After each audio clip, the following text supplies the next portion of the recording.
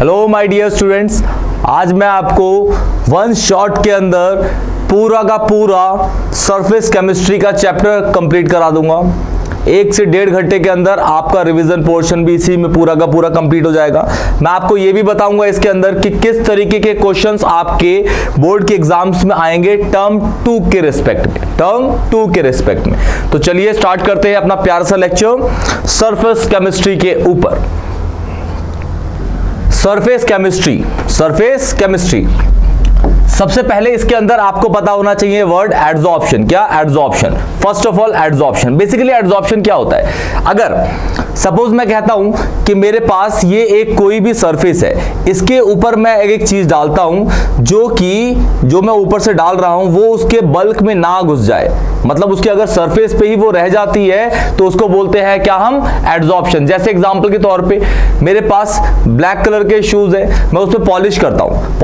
इसका मतलब क्या है कि जो पॉलिश है उसको सरफेस पे ही रहती है, तो इसे क्या बोलते हैं? एडजॉर्प्शन। एक ऐसा फिनोमिनन जो सरफेस पे ही ऑकर होगा उसको एडजॉर्प्शन बोलते हैं। क्या बोलते हैं? एडजॉर्प्शन। तो देखिए इसके अंदर adsorption due to the unbalance attraction forces accumulation of molecular species at the surface rather than in the bulk of a solid or liquid is termed as adsorption।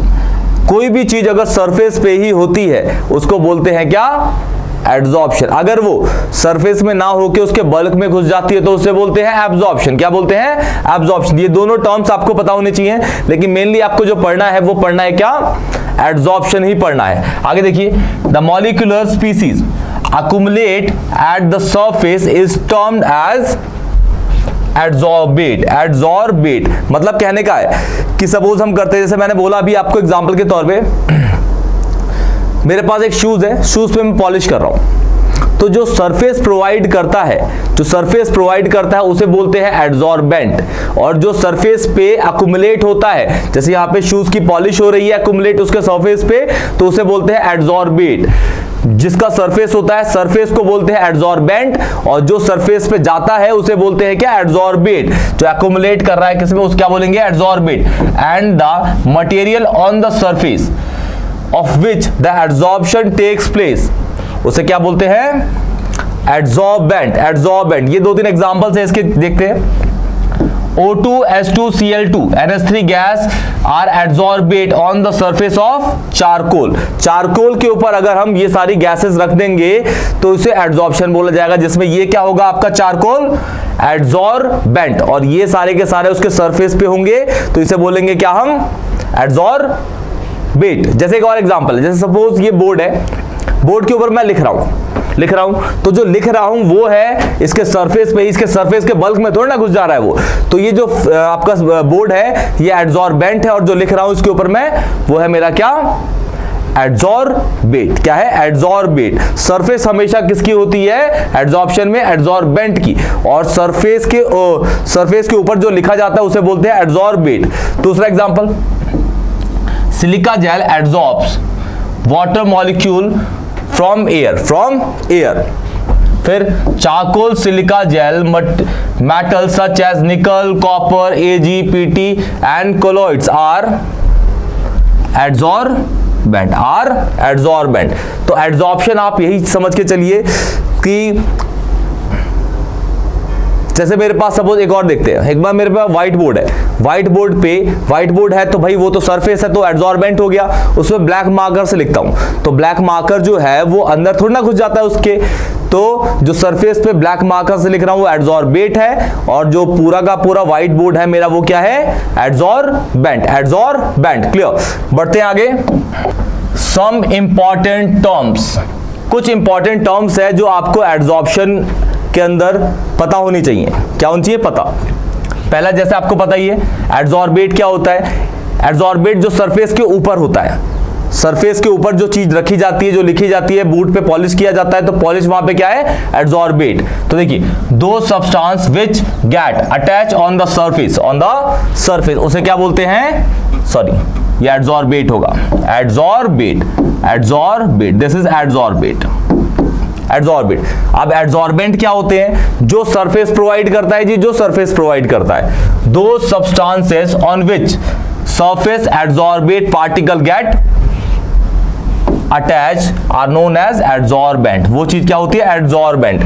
फिर हमारा है एक वर्ड ज़ॉर्प्शन। ज़ॉर्प्शन, देखिए ज़ॉर्प्शन को अगर ध्यान से देखेंगे आप तो एडसॉर्प्शन हो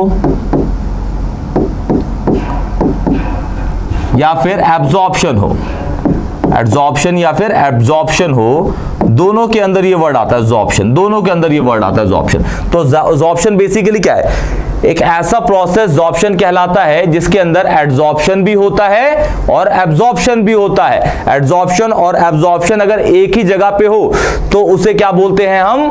ज़ॉर्प्शन। क्या बोलते हैं? ज़ॉर्प्शन। सपोज ध्यान से देखिए, सपोज क्या है कि मेरे पास एक वॉल है, वॉल पे मैं पेंट कर रहा हूं, तो पेंट करूंगा तो भाई उसके अंदर लिक्विड वाटर के तो होंगे।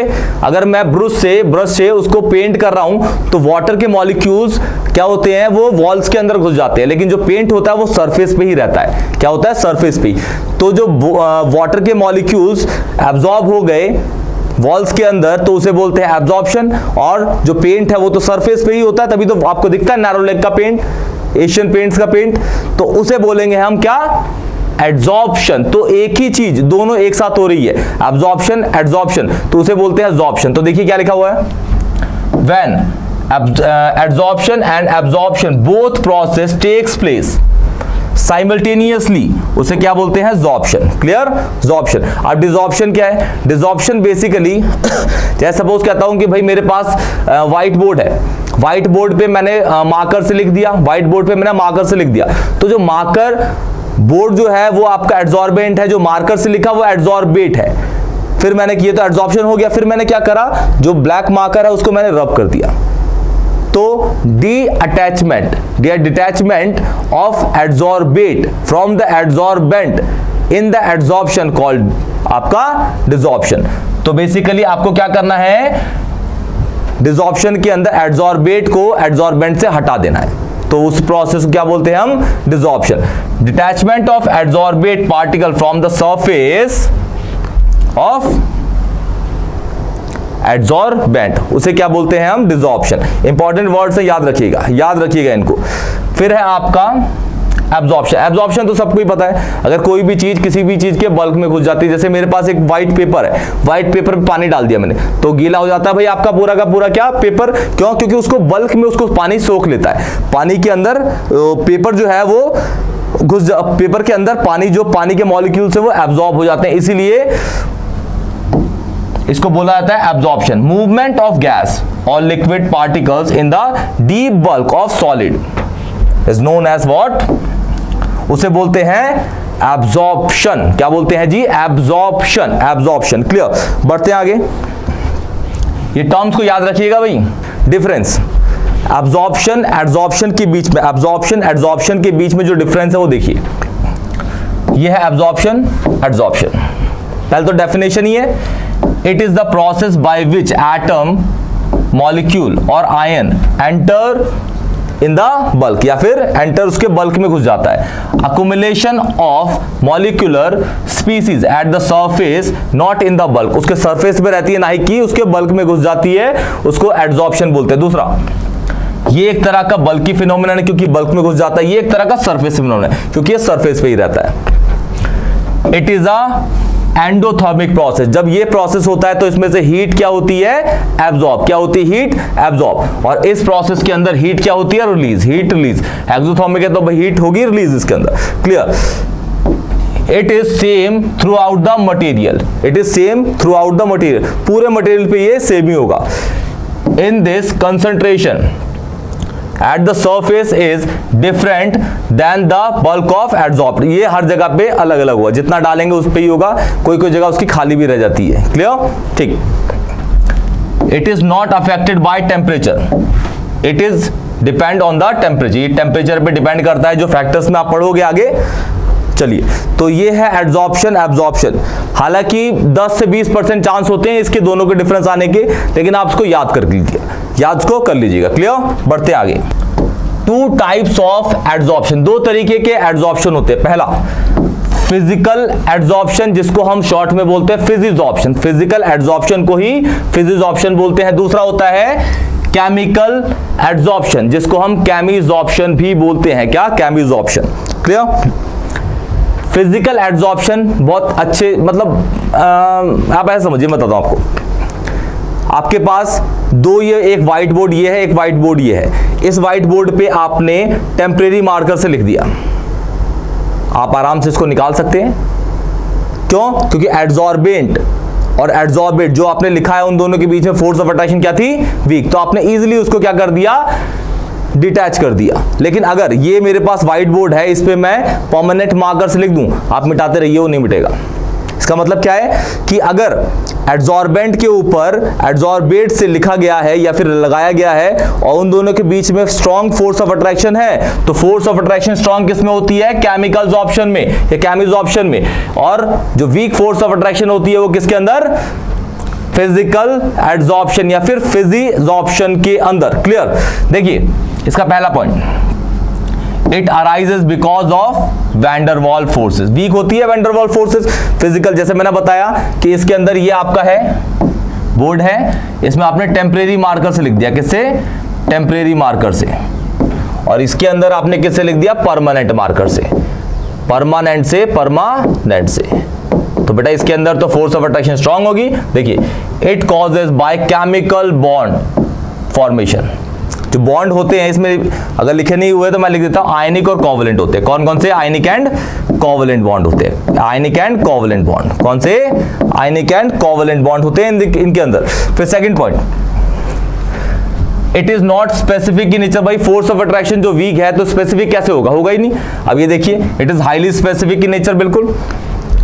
फिर it is reversible in nature, it is irreversible. Force of attraction strong है, ये मिट ही नहीं रही, इससे मिट ही नहीं रहा भाई ये।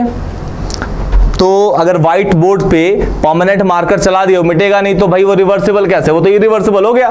फिर fourth, it depends on the nature of gas more easily liquefiable gases are adsorbed radially. It also depends on the nature of gases which can react with the adsorbate shows chemicalsorption या फिर chemisorption। इसके अंदर ये data याद रखिएगा, enthalpy of adsorption इसकी 20 से 40 kilo joule पर मोल होती है। क्या होती है? 20 से 40 किलो जूल। इसके अंदर ये डाटा है, enthalpy of adsorption is high, 80 से लेके 240 किलो जूल पर मोल। डाटा को याद रखिएगा, इंपॉर्टेंट है। और ये जो टॉपिक है, ये डिफरेंस इंपॉर्टेंट है, ये आता है भाई, ये इंपॉर्टेंट है, ये इंपॉर्टेंट। आप बोलेंगे तो यहां लिख देंगे इंपॉर्टेंट है, आता है ये। इसको ध्यान से याद करके पांचों के पांचों पॉइंट इनके दोनों के याद होने चाहिए। डिफरेंस पूछता है, डिफरेंस ऐसे अकेला नहीं पूछेगा केमी क्या होता है, फिजिजॉर्प्शन क्या होता है, ऐसे नहीं पूछेगा, डिफरेंस पूछता है, डिफरेंस। क्लियर? बढ़ते आगे। Factors affecting the extent of adsorption. Factors affect, ये जो कुछ फैक्टर्स हैं, ये हो गया पहला, दूसरा, तीसरा और ये चौथा। 4 फैक्टर्स हैं इसके पास और इन पे ये क्या करता है? अफेक्ट करेगा। पहला, nature of adsorbate, stronger intermolecular force between the gaseous molecules higher the extent of adsorption। मतलब कहने का है कि अगर इंटरमोलिकुलर फोर्स स्ट्रांग होगी, इंटरमोलिकुलर फोर्स स्ट्रांग होगी तो एड्सॉर्प्शन भी क्या होता है? स्ट्रांग होगा या फिर देर तक होगा। क्लियर? तो नेचर में किस पे डिपेंड करता है भाई? इंटरमोलिकुलर फोर्स पे। Intermolecular force is directly proportional to the adsorption. फिर next, surface area. Surface area बढ़ाओगे भाई, ऑब्वियस है कि एड्सॉर्प्शन भी बढ़ेगा। जैसे मैं आपको बहुत अच्छे से एग्जांपल दिखाता हूँ, नेचर वाला। नेचर क्या? घर वाले दिखाता हूँ मैं आपको। सपोज कहता भाई मेरे पास टेबल है, ये टेबल है, टेबल पे मैंने एक टूथपेस्ट को निकाल के रख दिया, यहाँ पे पूरा सा उसको निकाल के, वो जेली फॉर्म में तो होता है, जेल जैसा होता है। फिर ऊपर से एक प्रेशर पहले से एक्ट हो रहा है उसके ऊपर से पहले से ही एक प्रेशर एक्ट हो रहा है। क्लियर? अब मैं उसको दबा देता हूँ। पहले वो छोटा सा उसने एरिया कवर कर रखा था, जैसे आप उसको दबाओगे वो फैल जाएगा। मतलब कहने का क्या हुआ कि प्रेशर इंक्रीज करते ही एड्सॉर्प्शन बढ़ा और सरफेस एरिया भी वो साथ साथ में ले गया। इसका कहने का मतलब ये हुआ कि प्रेशर और सरफेस एरिया दोनों डायरेक्टली प्रोपोर्शनल होते हैं किसके? एड्सॉर्प्शन के। सरफेस एरिया बढ़ेगा तो भी एड्सॉर्प्शन बढ़ेगा और प्रेशर बढ़ेगा तो भी एड्सॉर्प्शन ही बढ़ता है। तो देखिए, increase with surface area, larger the surface area, higher the extent of adsorption. Surface area can be increased by making rough surface or by converting into powder form। जैसे सपोज आप ऐसे करिए ना, एक मेटल है, मेटल को आपने, या फिर एक रोड़ी है, रोड़ी को आपने क्या रखा है? एक टेबल पर रखा है। वो छोटा सा एरिया लेगा, उसको क्रश कर दीजिए, अब वो फैल जाएगा पूरा का पूरा। मतलब जैसे ही आपने उसको क्रश किया पाउडर के फॉर्म में, क्या उसका एड्सॉर्प्शन बढ़ गया, तो उस सरफेस पे पूरा का पूरा फैल गया। क्लियर? चलिए, तो आप समझ गए कि सरफेस एरिया बढ़ते ही, सरफेस एरिया जैसे ही बढ़ेगा आपका एड्सॉर्प्शन भी बढ़ता है। एड्सॉर्प्शन क्या होता है? किसी भी एड्सॉर्बेंट पे कोई भी चीज अगर उसके सरफेस पे ही है तो उसे एड्सॉर्प्शन कहते हैं, एड्सॉर्प्शन। अब टेम्परेचर पे आते हैं। सरफेस एरिया और प्रेशर भी आप समझ ही गए। टेम्परेचर देख लेते हैं, पहले इसको देख लेते हैं। With increase in pressure of gas extend the absorption of increase. मतलब जितना आप प्रेशर इंक्रीज करेंगे उतना ही उसका एब्जॉर्प्शन भी क्या करेगा? इंक्रीज करेगा। टेम्परेचर देखते हैं अब। Temperature with increase in temperature equilibrium shift towards the backward direction, hence extent of adsorbate on solid decreases with increase in temperature। जैसे एग्जांपल के तौर पे देखिए, मैं कहता हूं कि भाई मेरे पास एक पतीला है, पतीला है, पतीले पे मैंने पानी रख रखा है। अब भाई पतीला मेटल का है, पानी उसमें एब्जॉर्ब तो करेगा नहीं, और रूम का टेम्परेचर होता है 25 डिग्री, उस टाइम पे वो इवेपोरेट नहीं करेगा। अच्छा, एब्जॉर्प्शन ठीक ठाक है 25 डिग्री पे। 25 डिग्री पे ये पतीला है इतना बड़ा, इस पे क्या पानी रखा हुआ है, ट्रेसेस रखे हुए हैं कुछ, ठीक। अब मैं क्या करता हूँ, नीचे से हीट बढ़ा देता हूँ। हीट बढ़ाऊंगा तो ये मॉलिक्यूल क्या कर जाते हैं? 100 डिग्री पे हवा में उड़ जाएंगे। इसका मतलब क्या हुआ? टेम्परेचर बढ़ाया, मॉलिक्यूल उड़ गए, एड्सॉर्प्शन कहाँ रहा ही नहीं, तो वो डिक्रीज हो गया। क्लियर? बिल्कुल। तो ये आपके 4 फैक्टर्स है, दिमाग में रखिएगा इनको। एक नंबर के क्वेश्चंस में आ सकते हैं, एक नंबर के तो खैर आएंगे नहीं, 2 नंबर में पूछे जा सकते हैं। क्लियर? बढ़ते हैं आगे। ये है फ्रेंडलिच एड्सॉर्प्शन आइसोथर्म। आइसोथर्म में आप जानते ही हैं, आइसोथर्म टेम्परेचर क्या होता है? Constant. Isothermal temperature constant. Clear? देखिए, ये रिलेशन देता है, इंपॉर्टेंट है, ये ग्रेजुएशन में भी आएगा आपका, ग्रेजुएशन में भी है आपके पास ये। It gave an empirical relationship between quantity of gas adsorb by the unit mass of solid adsorbent and pressure at a particular temperature. Constant है। It can be express by the ये वाली equation है। देखिए क्या दे रखा है, suppose कहता हूं मैं कि ये मेरे पास सरफेस है, यहाँ पे मैंने एक गैस रख दी है, ये गैस है मेरे पास, ये गैस है, ये पूरी गैस है यहाँ पे। क्लियर? ये मेरा एड्सॉर्बेंट है, एड्सॉर्बेंट। ये जो है एड्सॉर्बेट है, क्या ये? Adsorbate, adsorbent and adsorbate, adsorbate and adsorbent. Clear? ये जो यहाँ पे x दे रखा है, x, ये जो x है, x इसका मास होगा और ये किसका मास होगा? इसका। क्लियर? ध्यान दीजिएगा थोड़ा। अगर x बाय m को हम सीधा कहते हैं, x बाय m को extend of adsorption, extend of adsorption, extend of adsorption,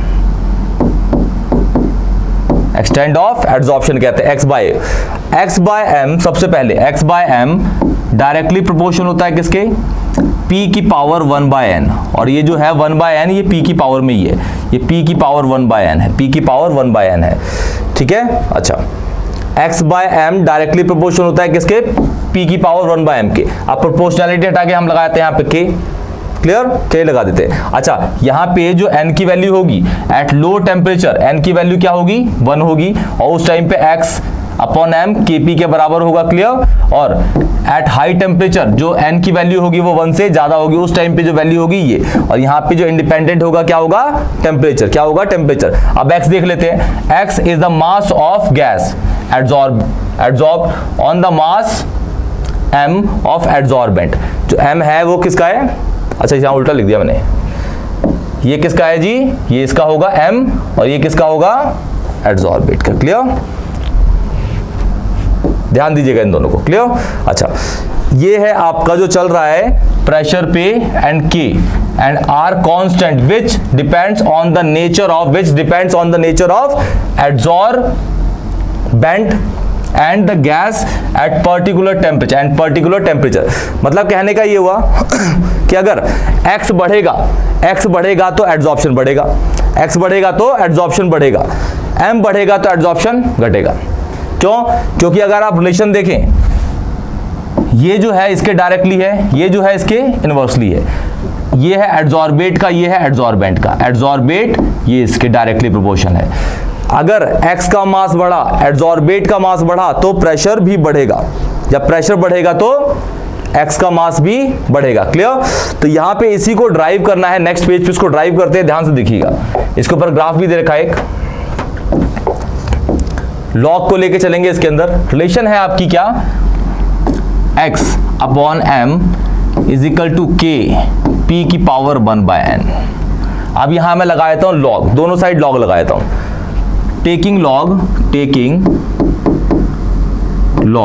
both sides, ये हो जाएगा लॉग x अपॉन m, ये हो जाएगा लॉग k p 1/m, ये इसकी पावर है। क्लियर, अब यहां पे मल्टीप्लाई वाला लगा देता हूं मैं, log x upon m is equal to log k plus log p 1/n। यहां हो जाएगा, ये आगे आ जाएगा, ये लॉग है p।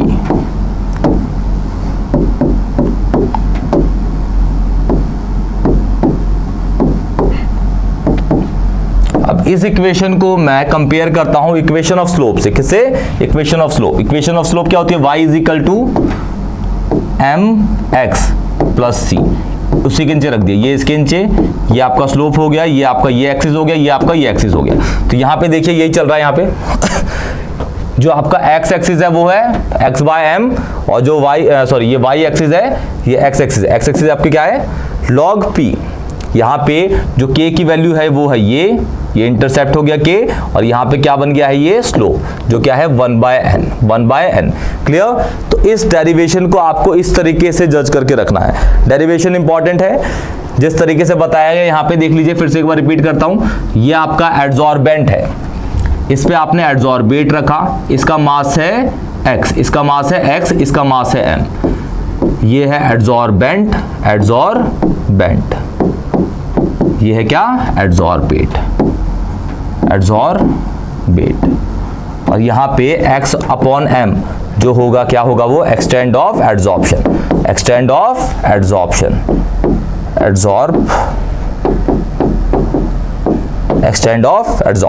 क्लियर, तो ये है आपका फ्रेंडलिच की डेरिवेशन और उसके कॉन्सेप्ट। सेम आपका फ्रेंडलिच का एक और है आइसोबार पे, वो कंसंट्रेशन से रिलेट करना है। बिल्कुल डेरिवेशन इस तरीके की होगी, आपको मैं लिख देता हूं, इसी तरीके से बिल्कुल आप डिट्टो उसको करेंगे।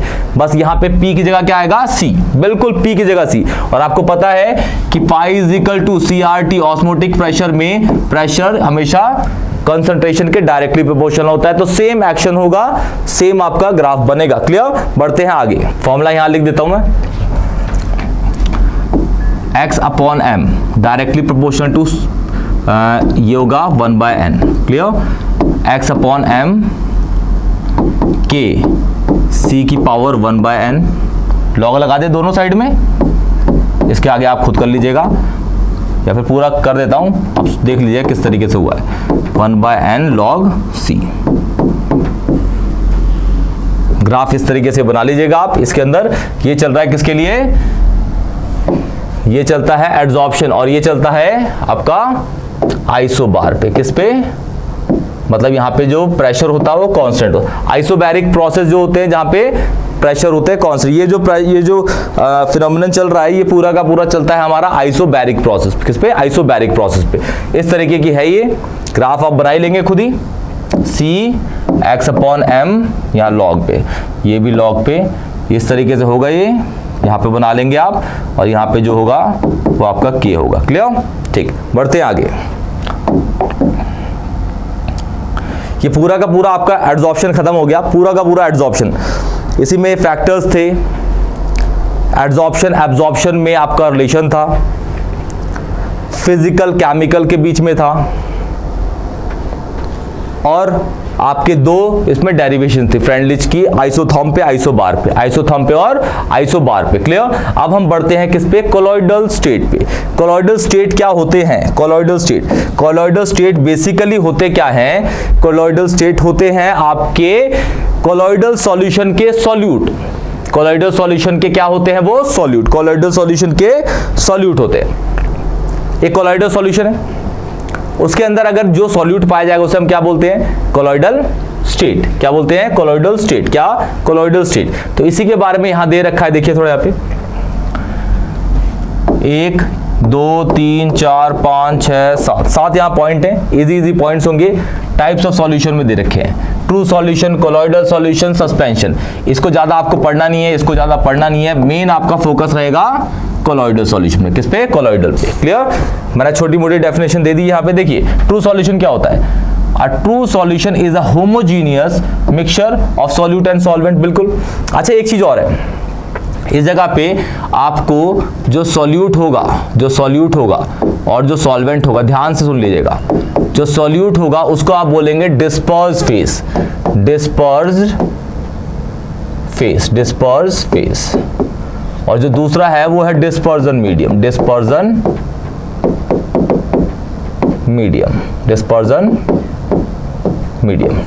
मीडियम। तो सॉल्यूट को मैं बोलूंगा डीपी, डिस्पर्स फेस, इसको बोलूंगा डीएम। तो इसको याद रखिएगा हमेशा। कोलॉइडल सॉल्यूशन क्या होते हैं? Colloidal solution appears to be homogeneous but actually it is heterogeneous mixture of solute and solvent. Solute क्या है आपके? डीपी। क्या है? डीपी। और ये क्या है? डीएम। क्या ये? DM. Suspension, it is a heterogeneous mixture. दूसरा हेट्रो होमो तो आपको पता ही है, बताने की जरूरत नहीं है आपको। क्लियर? अब ये है आपका ट्रू सॉल्यूशन, ट्रांसपेरेंट होता है, ट्रांसलूसेंट होता है, ये ओपेक होता है। ये सब आपने बच्चों ने पहले ही पढ़े हुआ है। Third, a solute particles are very small, less than 1 nanometre. 1 nanometre से भी क्या होते हैं? वो कम होते हैं। फिर द सॉल्यूट पार्टिकल्स का जो साइज होता है वो 1 से 100 नैनोमीटर के अंदर होता है। इसके अंदर सॉल्यूट पार्टिकल क्या होते हैं? थोड़े बड़े बड़े होते हैं। इसके अंदर फोर्थ पॉइंट देखिए, the particles are not visible with powerful microscope. आप नहीं देख पाओगे उसको, पार्टिकल्स को। Particles are visible with the help of microscope. Particles को आप अपनी आंखों से ही देख सकते हो इसके अंदर, सस्पेंशन में। दोस्तों फिर लास्ट ये है आपका फिफ्थ वाला, the entire solution passes through the filter paper as well as SPM. SPM होता है सेमी परमेबल मेम्ब्रेन। फिर the particle can pass through the ordinary filter paper but not through a semi permeable membrane. Clear? The particles can't pass through either a filter paper or semi permeable membrane। Clear? इसके अंदर sixth है, the solute particle do not show Tyndall effect. Particle show Tyndall effect, particle मे और may not show Tyndall effect. Tyndall effect आपका इसी topic के अंदर आएगा, लेकिन लास्ट में आएगा, बिल्कुल लास्ट में, इंपॉर्टेंट है, वो भी आते हैं। The particle do not settle due to gravity. Gravity की वजह से सेटल नहीं होंगे। Particle do not settle due to gravity. Blood, इसके एग्जाम्पल क्या है? वाटर। पार्टिकल में settle due to gravity, chalk powder, पानी के अंदर। ठीक है, तो ये आपका कोलॉइडल है। अब बढ़ते हैं आगे वाले पे, colloids and there classification. Basically 8 तरीके के आपके क्लासिफिकेशन है यहाँ पे, जो किस पे डिफर करेंगे? डीपी और डीएम पे, डिस्पर्स फेस और डिस्पर्जन मीडियम पे। ये आपके दिख रहे हैं, ये 1 2 3 4 5 6 7 और ये 8वां, लास्ट है 8वां। ये है आपके सारे के सारे डीपी और ये है सारे के सारे डीएम। क्लियर? और ये आपके टाइप्स ऑफ कोलॉइड और ये एग्जांपल बन जाएंगे। देखिए सॉलिड, सॉलिड का सॉलिड सॉल एग्जांपल है some coloured glass and gemstone. Clear? फिर सॉलिड और लिक्विड का sol, paint, cell fluid, solid gas का एरोसॉल, इसको याद रखिएगा aerosol, smoke dust, liquid solid का gel, cheese, butter, jellies, liquid liquid का लिक्विड भी इंपॉर्टेंट है, emulsion, emulsion, milk, hair cream, liquid gas का एरोसॉल, क्या कहते हैं इसको? Aerosol, fog, mist, cloud, insecticide spray, gas solid का solid sol, pumice stone, foam, rubber type में। फिर गैस और लिक्विड का है आपका foam, froth, whip, cream, soap, lather type में। ये सारे आपके क्लासिफिकेशन है। इसमें मेन जो है मैं आपको टिक मरवा दे रहा हूं, ये एरोसॉल को याद रखिएगा, एरोसॉल को, ये आपका इमल्शन को याद रखिएगा, और एरोसॉल ये फिर से है दूसरा, इसको भी याद रखिएगा। क्लियर? ये इंपॉर्टेंट है। इमल्शन तो आपको पूरा का पूरा लास्ट में पढ़ाया जाएगा, इसी के अंदर चैप्टर के अंदर वन शॉट में ही। देखिए अब आता है आपका classification based on nature of attraction between DP and DM, disperse phase और डिस्पर्सर मीडियम के अंदर। ये है लायोफिलिक, ये है लायोफोबिक। इंपॉर्टेंट है, 3 मार्क्स का क्वेश्चन बनता है इस पे, 3 मार्क्स का, 3 नंबर का क्वेश्चन इंपॉर्टेंट है। पहला पॉइंट, जैसे आपको पता है लायोफिलिक, लायोफिलिक, फिलिक मतलब अट्रैक्शन, फोबिक, फोबिक मतलब रिपल्शन। जो लायोफिलिक सोल्स होते हैं वो इजीली बन जाते हैं, लायोफोबिक जो बनते हैं वो इजीली नहीं बनते, इनके अलग अलग प्रोसेस है बनाने के, ये इजीली नहीं बनते। तो पहले स्टार्ट करते हैं। देखिए, they can be prepare easily by directly mixing with the liquid dispersion medium. They can't be prepared directly, can be prepared by special methods. इसके अलग अलग methods है इसको prepare करने के। Second point, they are quite stable and are not easily get precipitated. They can be easily precipitated addition of small amount of electrolyte. अगर आप electrolyte डालेंगे small amount का तो आपका वो क्या बन जाएगा? पीपीटी बन जाएगा। वैसे इसी को हम कोगुलेशन भी एक वर्ड है, इसके अंदर वही इसी सेकंड पॉइंट को हम कोगुलेशन कहते हैं पूरा का पूरा। तो जो लायोफिलिक होते हैं वो इजीली प्रिपेयर होते हैं, ये अलग अलग मेथड से बनाए जाते हैं। इनको ऐसा नहीं कि ए और बी को मिला दिया तो आपका लायोफोबिक बन गया, इस तरीके से नहीं बनता लायोफिलिक, लेकिन ए और बी को डालो तो इजीली आपका क्या बन जाता है? Lyophilic. Third point, they are reversible in nature, once precipitated can reform the colloidal sol by simply remixing with dispersion medium. फिर इसके अंदर देखिए, they are irreversible in nature, once precipitated can't form the colloidal sol by simple addition of DM, dispersion medium. फिर fourth है आपका, their surface tension is low than the dispersion medium. Their surface tension is nearly same as the DM. Clear? ये चारों के चारों points आपको याद रखने, चारों के चारों पॉइंट्स। मेनली आपको पहला पॉइंट तो याद रखना ही है, लायोफिलिक जो होते हैं वो इजीली बन जाते हैं। ए है आपका, बी है आपका, दोनों को डाला, डीपी डीएम दोनों को डाला, आपका लायोफिलिक बन गया। लायोफोबिक इजीली नहीं बनते, इनको बनाया जाता है काफी सारे मेथड से। चलिए स्टार्ट करते हैं, पहले इनको देखते हैं। Classification based on the nature of attraction between DP and DM, dispersion phase, dispersion medium.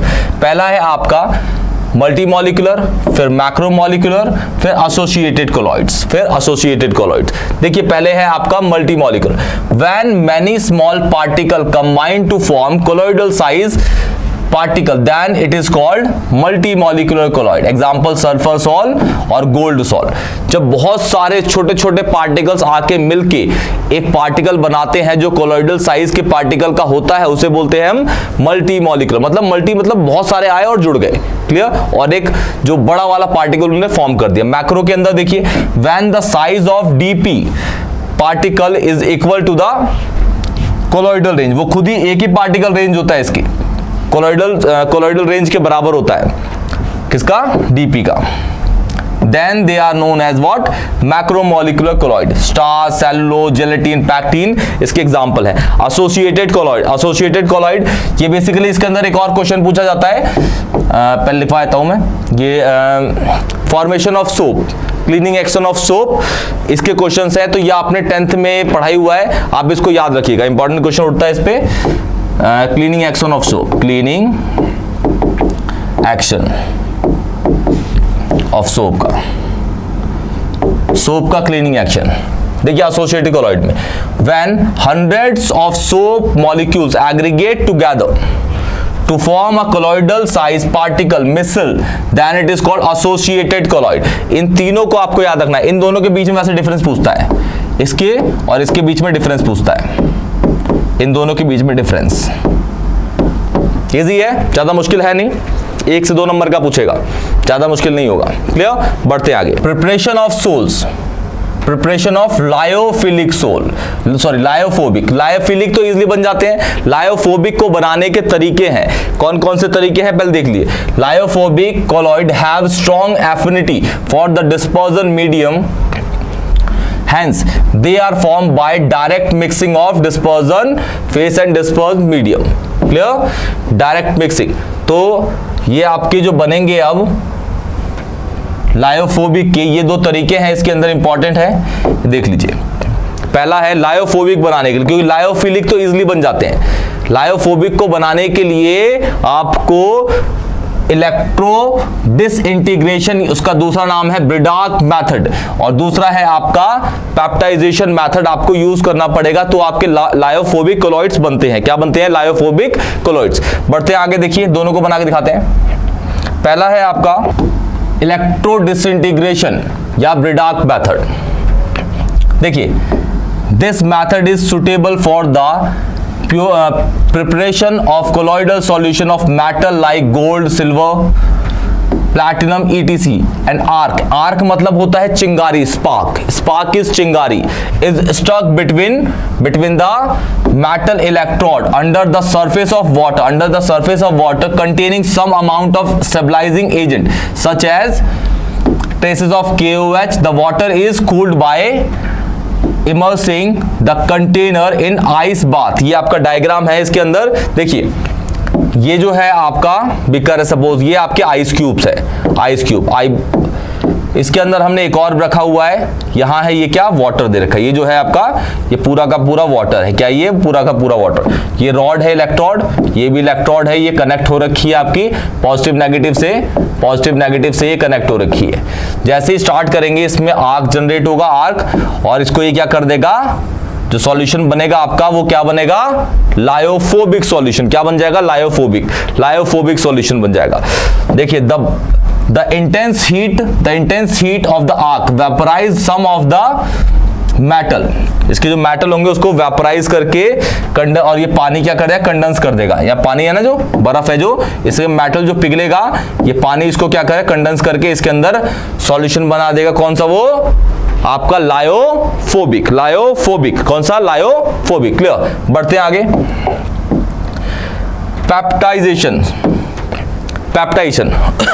Peptization basically क्या है? कोई भी फ्रेशली प्रिपेयर्ड प्रेसिपिटेशन है या प्रेसिपिटेट बहुत नया बना हुआ, उसके अंदर अगर आप क्या डाल देते हैं, कोई भी सुटेबल पेप्टाइजिंग एजेंट, तो आपका वो कन्वर्ट हो जाता है किसके अंदर, कोलॉइडल सॉल्यूशन के अंदर। मतलब आप ऐसे समझिए, ये आपके पास फ्रेशली प्रिपेयर्ड पीपीटी है, प्रेसिपिटेट है, इसके अंदर आपने डाल दिया फ्रेशली प्रिपेयर्ड प्रेसिपिटेट है, इसके अंदर आपने डाल दिया पेप्टाइजिंग एजेंट। तो ये जो है ये पूरा का पूरा कन्वर्ट जो है किसके अंदर, कोलॉइडल सॉल्यूशन के अंदर। किसके अंदर? कोलॉइडल सॉल्यूशन के अंदर। इसी को हम क्या बोलते हैं, पेप्टाइजेशन। और ये पेप्टाइजिंग एजेंट जो होते हैं वो FeCl3 हो सकता है या फिर आपका AlCl3 हो सकता है, हो और भी सकते हैं, लेकिन इनको ही जनरली यूज किया था। आप लिखे भी हुआ है, देखिए यहाँ पे क्या लिखा हुआ है, the dispersion of the freshly precipitated material into colloidal solution by the action of an electrolyte, जो इलेक्ट्रोलाइट है इन्हीं को क्या बोल रहे हैं, peptising agent in solution is termed as peptidation. The electrolyte used in is called peptizing agent. और कौन से है वो, ये तो इसको बोलते हैं। इन दो तरीके से आप क्या बना सकते हैं, कोई भी लायोफोबिक सॉल्यूशन को आप बना सकते हैं, लायोफोबिक सॉल्यूशन को आप बना सकते हैं। बढ़ते आगे, प्योरिफिकेशन ऑफ सोल्स। देखिए, purification of reducing the concentration of electrolyte in colloidal solution is called purification. Clear? आपको जो पढ़ने हैं वो ये तीन पढ़ने हैं, ये वाला और ये वाला, डायलिसिस, इलेक्ट्रोडायलिसिस और अल्ट्राफिल्ट्रेशन। देखिए, पहला वाला है आपका, देखिए डायलिसिस क्या है, बेसिकली क्या है, सपोज हम कहते हैं, ये देख रहे हैं आप इसके अंदर कि ये है आपके पास ऊपर कपड़ा लगा रखा है, ऊपर से हमने सामान डाला, जो लिक्विड है, जो पतले इसके जो कपड़े के पोर्स हैं उसको जो नीचे उसको खींच लिया, और जो इससे मोटे मोटे हैं इसके पोर्स है वो ऊपर रह गए। This is called dialysis. क्या है ये, डायलिसिस। देख रहे हैं ना, ये हो रहा है डायलिसिस। इस कपड़े के जो पोर्स से जो छोटे पार्टिकल्स है वो फिल्टर होकर नीचे आ गए, इसे हम क्या कह रहे हैं, डायलिसिस। क्या बोलते हैं इसको, ये है हमारा डायलिसिस। क्या है ये, डायलिसिस। ये हमारा डायलिसिस है। देख लीजिए, ये कोलॉइडल सॉल्यूशन, मोटे मोटे पार्टिकल्स है वो नीचे आ जाएंगे। क्लियर? देखिए, the process of removing the soluble solute of low molecular mass, जो इलेक्ट्रोलाइट है, from the sol by means of diffusion through a SPM. यही जो कपड़ा है, ये वाला कपड़ा, इसी को हम यहाँ पे एसपीएम के तौर पे यूज कर रहे हैं, क्योंकि इसके अंदर अगर पोर्स हैं, ये छोटे छोटे पोर्स हैं, इसी में जो फिल्टर होकर नीचे घुस जाएगा। अगर इसका पार्टिकल जो बड़ा है वो यहाँ पे बैठ जाएगा, और जो छोटे पार्टिकल होंगे वो नीचे घुस जाएंगे। इसे हम क्या कह रहे हैं, डायलिसिस। क्या कहते हैं, डायलिसिस, कॉल्ड डायलिसिस। एग्जाम्पल में है purification of blood bye artificial kidney. ठीक है, इंपॉर्टेंट है, टर्म याद रखिएगा। बढ़ते हैं नेक्स्ट पे, फिर है इलेक्ट्रोडायलिसिस। सेम आपका डायलिसिस और इलेक्ट्रोडायलिसिस एक ही होता है, बस इलेक्ट्रोडायलिसिस में आपको क्या यूज करना होता है, करंट यूज करना, इलेक्ट्रिसिटी यूज करनी होती है, सेम प्रोसेस है। और इलेक्ट्रोडायलिसिस है वो फास्ट प्रोसेस होता है, क्योंकि इसमें इलेक्ट्रिसिटी जनरेट होती है, इलेक्ट्रिसिटी यूज होती है। और जो डायलिसिस है वो स्लो स्टेप होता है, इसलिए हम ज्यादा प्रेफर करते हैं किसको, इलेक्ट्रोडायलिसिस को। किसको, इलेक्ट्रोडायलिसिस को। तो dialysis is slow process, it becomes faster in electric field. This is known as, देखिए इसको ध्यान से, ये देखिए करंट पास करा, ये देखिए ये जैसे करंट है पास हो जाएगा, तो ये ऊपर ये नीचे सेपरेट हो गए, अलग अलग कर दिया इसने। इलेक्ट्रोडायलिसिस। क्या है ये, इलेक्ट्रोडायलिसिस। क्लियर? ये है इलेक्ट्रोडायलिसिस। ये करंट अभी रुका हुआ है, जैसे लगा ऊपर ये नीचे सेपरेट हो गए, इसे क्या बोलते हैं, इलेक्ट्रोडायलिसिस। क्लियर? बढ़ते हैं आगे। ये है आपका अल्ट्राफिल्ट्रेशन। क्या है जी ये, अल्ट्राफिल्ट्रेशन। अल्ट्राफिल्ट्रेशन क्या होता है, देखिए अल्ट्राफिल्ट्रेशन में, देखिए पहले पढ़ लेते हैं। Ultrafiltration UF is a variety of membrane filtration in which force is like pressure or concentration gradients lead to a separation through the SPM semi permeable membrane। जैसे कहने का मतलब ये हुआ कि सपोज इसके जो पोर है, ये छोटे छोटे पोर है। क्या है, छोटे छोटे पोर है, ध्यान से देखिएगा, ये छोटे छोटे पोर्स है, इसके छोटे छोटे पोर है। अगर मैं यहां से प्रेशर अप्लाई करता हूं, और यही जो है ये क्या है, मेम्ब्रेन है। क्या ये, मेम्ब्रेन। तो इसके जो छोटे छोटे पोर्स है, ये छोटे छोटे पोर्स, अगर प्रेशर अप्लाई करूंगा तो ये पार्टिकल जो है ना, ये वाले मोटे वाले पार्टिकल भी क्या कर जाते हैं, वहां पे शिफ्ट जाएंगे। प्रेशर अप्लाई करूंगा, ये दबेंगे और उस साइड में चल जाएंगे। इसे क्या बोलता हूं, अल्ट्राफिल्ट्रेशन। क्या बोलते हैं इसको, अल्ट्राफिल्ट्रेशन। प्रेशर अप्लाई करने में, अगर प्रेशर अप्लाई नहीं करोगे तो ये पार्टिकल तो जाएंगे ही नहीं। क्यों, क्योंकि ये पार्टिकल का जो पोर है वो छोटा है, पार्टिकल जो है वो बड़े हैं। प्रेशर करोगे तो मोटे पार्टिकल भी उस साइड चले जाएंगे। This is called what, ultrafiltration. क्या बोलते हैं इसको, अल्ट्राफिल्ट्रेशन।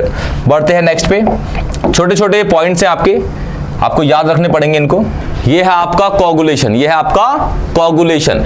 कोगुलेशन बेसिकली क्या है, कोगुलेशन की कुछ प्रॉपर्टीज, एप्लीकेशंस भी बहुत इंपॉर्टेंट है। कोगुलेशन बेसिकली क्या होता है, अगर आप किसी भी कोलॉइडल सॉल्यूशन में किसी भी कोलॉइडल सॉल्यूशन में कोई इलेक्ट्रोलाइटिक सॉल्यूशन डाल देंगे तो जो उसके अंदर बनता है वो प्रेसिपिटेट फॉर्म हो जाता है, उसी को मैं क्या बोलता हूं, कोगुलेशन, उसी को मैं कोगुलेशन बोलता हूं जी, उसी को मैं कोगुलेशन बोलता हूं। तो कहने का मतलब ये हुआ किसी भी कोलॉइडल सॉल्यूशन के अंदर, किसी भी कोलॉइडल सॉल्यूशन के अंदर अगर आप डाल देते हैं क्या, इलेक्ट्रोलाइटिक सॉल्यूशन, तो वो कन्वर्ट हो जाता है प्रेसिपिटेट के अंदर, उसी को मैं कहता हूं क्या, सेडिमेंटेशन बोलते हैं, प्रेसिपिटेशन को सेडिमेंट हो जाना। ठीक है, तो यही है, ये चेक कर लेते हैं इसको, देखिए क्या लिखा हुआ है। Coagulation is a chemical process used to neutralise charges and form a gelatinous mass, जो ट्रैप हैवी वाला है, जो बैठ जाएगा नीचे, और bridge particle, thus forming mass large enough to settle और ट्रैप्ड इन अ फिल्टर। ठीक है, ये इसकी जनरल डेफिनेशन है जो मैं बोलता हूं, दोनों में से आप कुछ भी ले सकते हैं, ये वाले भी इसकी डेफिनेशन है, ये बिल्कुल इजी वाली है, वो थोड़ी कॉम्प्लिकेटेड सी है, आप ये वाली लिखिएगा चलेगी। When a colloidal solution are mixed with electrolytic solution, then precipitate forms process known as coagulation। क्या बोलेंगे, coagulation। क्लियर, कहने का मतलब ये हुआ कि अगर आपके पास कोई colloidal solution है, colloidal solution, इसके अंदर डाल दिया आपने इलेक्ट्रोलाइटिक सॉल्यूशन, इलेक्ट्रोलाइटिक सॉल्यूशन, तो जो बना वो क्या बन गया, पीपीटी, इसे बोलते हैं क्या, कोगुलेशन। क्या बोलते हैं, कोगुलेशन। इसके कुछ एप्लीकेशन है, देखिए एप्लीकेशन इंपॉर्टेंट है इसकी। एप्लीकेशन ऑफ कोगुलेशन, पहला रिवर फॉर्म्स डेल्टा, ये इंपॉर्टेंट है और ये वाला भी इंपॉर्टेंट है। देखिए कोई भी डेल्टा, जैसे सुंदरबन डेल्टा है, सुंदरबन डेल्टा कैसे बना, सुंदरबन डेल्टा ऐसे बना है आपका, एक ऐसी जगह जहां पे समुद्र का पानी और नदी का पानी जहां आके मिल जाता है, समुद्र का पानी और नदी का पानी, समुद्र का पानी आपका इलेक्ट्रोलाइटिक सॉल्यूशन होता है और आपका जो नदी का पानी है वो होता है रिवर वाटर, वो आपका होता है क्या, कोलॉइडल सॉल्यूशन। तो जो जहां पे मिल जाता है उस जगह को हम बोलते हैं क्या, डेल्टा। क्या कहते हैं, डेल्टा। और डेल्टा इज प्रेसिपिटेट, सेडिमेंटेशन है वो, सेडिमेंटेशन क्या है, sedimentation. river form delta at meeting point of river and sea because river is lyophobic soil and sea water contains electrolyte, therefore opposite charges ion of electrolyte get adsorbed on the surface of these colloidal particle to form bilayer, hence they collect to form delta, उसे क्या बोलते हैं, delta. अब ये है आपका potassium, potassium. Suppose कहने का मतलब है हमारे हाथ पे उंगली से ब्लीडिंग हो रही है, चाकू से काट देते हैं, किसी भी चीज से इसको कट कर देते हैं, ब्लीडिंग होती है, खून निकलता है, यहाँ पे फिटकरी आप लगा दो, फिटकरी, तो यहाँ पे खून क्या कर जाता है, रुक जाता है। फिटकरी इज पोटेशियम, फिटकरी is potassium. Potassium is used to clotting of blood at the cut because haemoglobin is, जब हमारा खून में हीमोग्लोबिन होता है वो पॉजिटिव चार्ज होता है, charge colloid on which surface ion of potassium form bilayer, वहां पे लेयर बना देगा, उसको खून के फ्लो को रोकता है। Hence they prevent by the network of platelets, platelets खून के अंदर आरबीसीज, प्लेटलेट्स, हीमोग्लोबिन, आपको तो पता ही होगा क्या होते हैं। मैथ्स वाले बच्चों को थोड़ी परेशानी होगी बस, और तो ऐसे कुछ परेशानी नहीं है। चलिए बढ़ते, इन दोनों को आपको याद रखना है, क्वेश्चंस में पूछता है, क्वेश्चंस में एप्लीकेशन पूछ सकता है कोगुलेशन की, इंपॉर्टेंट है बेटा, इंपॉर्टेंट लिख देते हैं, इंपॉर्टेंट। बढ़ते हैं आगे, ये है Hardy squeeze rule. Hardy squeeze rule कहता है, ये कोगुलेशन के ऊपर ही है हार्डी स्क्विज। ये कहते हैं कि भाई प्रेसिपिटेशन वहां ज्यादा होगा जिस पे चार्ज ज्यादा होंगे। जैसे मैं कहता हूं सपोज इनको देख लीजिए, NaCl, MgCl2, AlCl3, SiCl4, यहां पे Si+4 है, यहां पे Al+3 है, यहां पे Mg जो है वो +2 है, यहाँ पे Na है जो वो +1 है। अब बताइए चार्ज किस पे ज्यादा है? चार्ज इस पे ज्यादा है, चार्ज इस पे ज्यादा है। सपोज मैं कहूँ कि भाई मेरे पास ये 4 उंगली है, इस पे कट लगाता हूँ, इस पे कट, इस पे कट, इस पे कट, और इस वाली फिंगर पे मैंने NaCl डाला, इस वाले पे डाला ये MgCl2, इस पे डाला मैंने AlCl3, इस पे डाला SiCl4। तो बताओ खून की क्लोटिंग जो फ्लो है वो किसको रोकेगा? खून जिसमें जल्दी क्लॉट किसमें होगा? वो होगा जिसमें मैंने SiCl4 लगाया, बिकॉज इसमें जो चार्ज है वो ज्यादा है। चार्ज ज्यादा होगा तो क्लॉटिंग ज्यादा होगी, सेडिमेंटेशन ज्यादा होगा, प्रेसिपिटेशन ज्यादा होगा, फ्लो को वो रोक देता है। यही कहता है हमारा Hardy-squeeze rule.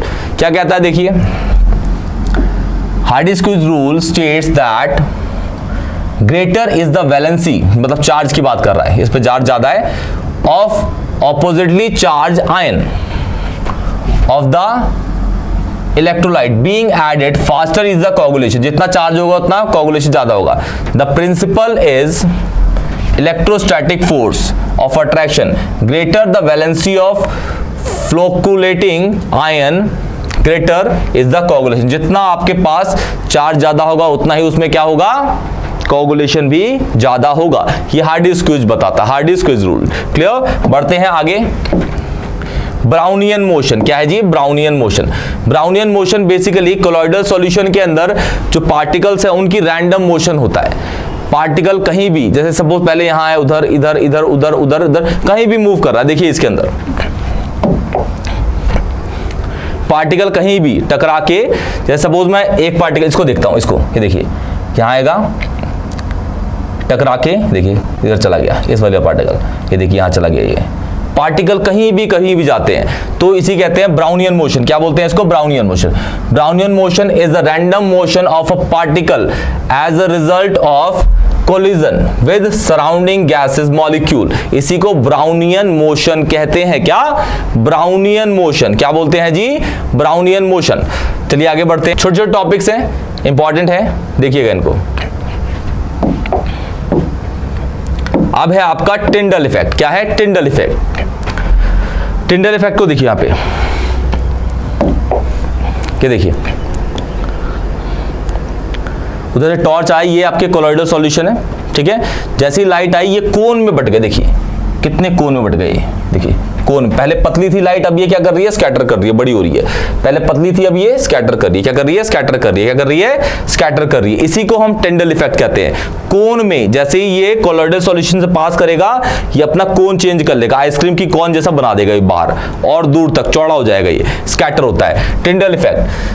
The Tyndall effect is the phenomenon in which the particle in a colloid scatter beam of light that are directed at them।